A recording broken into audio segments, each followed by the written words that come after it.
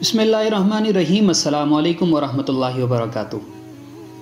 ایک دن سرکار دو عالم حضرت محمد مصطفیٰ صلی اللہ علیہ وآلہ وسلم اپنے صحابہ کرام رضی اللہ تعالی عنہما کے درمیان تشریف فرماتے کہ یتیم نوجوان شکایت لیے خدمت حاضر ہوا۔ کہنے لگا، یا رسول اللہ صلی اللہ علیہ وآلہ وسلم، میں اپنی کھجوروں کے باغ کے ارد گرد دیوار تعمیر کرا رہا تھا کہ میرے ہمسائے کی کھجور کا ایک درخت دیوار کے درمیان میں آ گیا۔ میں نے اپنے ہمسائے سے درخواست کی کہ وہ اپنی کھجور کا درخت میرے لیے چھوڑ دے تاکہ میں اپنی دیوار سیدھی بنوا سکوں۔ اس نے دینے سے انکار کیا تو میں نے اس کھجور کے درخت کو خریدنے کی پیشکش کر ڈالی۔ میرے ہمسائے نے مجھے کھجور کا درخت بیچنے سے بھی انکار کر دیا۔ سرکار صلی اللہ علیہ وآلہ وسلم نے اس نوجوان کے ہمسائے کو بلا بھیجا۔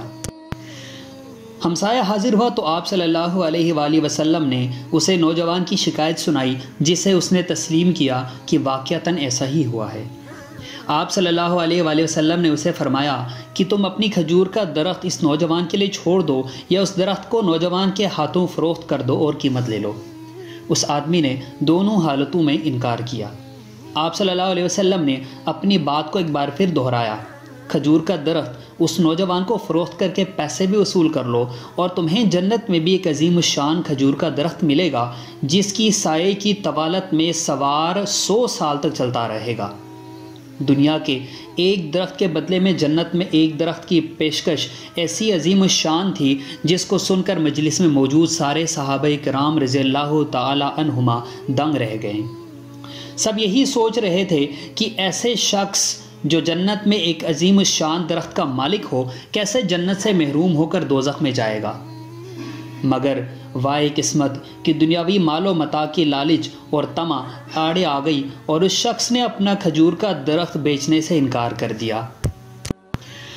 مجلس میں موجود ایک صحابی ابو الدہداء آگے بڑھے اور حضور اکرم صلی اللہ علیہ وآلہ وسلم سے عرض کی، یا رسول اللہ صلی اللہ علیہ وآلہ وسلم، اگر میں کسی طرح وہ درخت خرید کر اس نوجوان کو دے دوں تو کیا مجھے جنت کا وہ درخت ملے گا؟ آپ صلی اللہ علیہ وسلم نے فرمایا، جی ہاں، تمہیں وہ درخت ملے گا۔ ابو الدہداء اس آدمی کی طرف پلٹے اور اس سے پوچھا، میرے کھجوروں کے باغ کو جانتے ہو؟ اس آدمی نے فوراً جواب دیا، جی کیوں نہیں، مدینے کا کون سا ایسا شخص ہے جو ابو الدہداء کے 600 کھجوروں کے باغ کو نہ جانتا ہو؟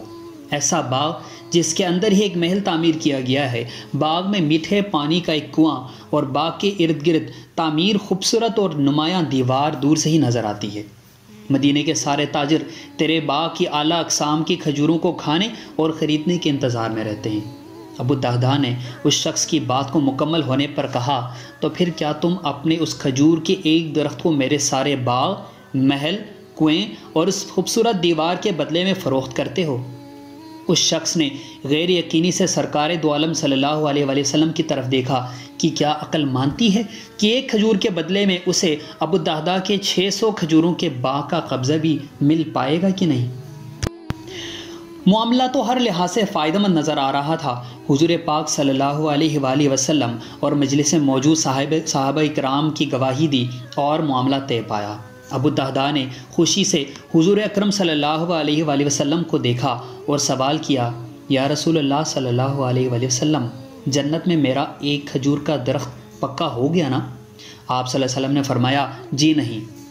ابو الدہداء سرکار صلی اللہ علیہ وآلہ وسلم کے جواب سے حیرت زدہ ہوئے۔ آپ صلی اللہ علیہ وسلم نے اپنی بات مکمل کرتے ہوئے جو کچھ فرمایا اس کا مفہوم یوں بنتا ہے کہ اللہ رب العزت نے تو جنت میں ایک درخت، محض ایک درخت کے بدلے میں دینا تھا، تم نے تو اپنا پورا باغ ہی دے دیا ہے۔ اللہ رب العزت جود و کرم میں بے مثال ہے، انہوں نے تجھے جنت میں کھجوروں کے اتنے باغات عطا کیے ہیں جو کثرت کی بنا پر درختوں کی گنتی بھی نہیں کی جا سکتی۔ ابو الدہداء، میں تجھے پھل سے لدے ہوئے ان درختوں کی کس قدر تعریف بیان کروں؟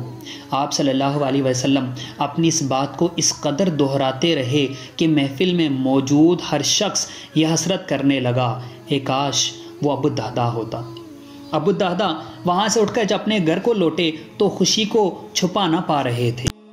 گھر کے باہر سے ہی اپنی بیوی کا آواز دی کہ میں نے 4 دیواری سمیت یہ باغ، محل اور کنواں بیچ دیا ہے۔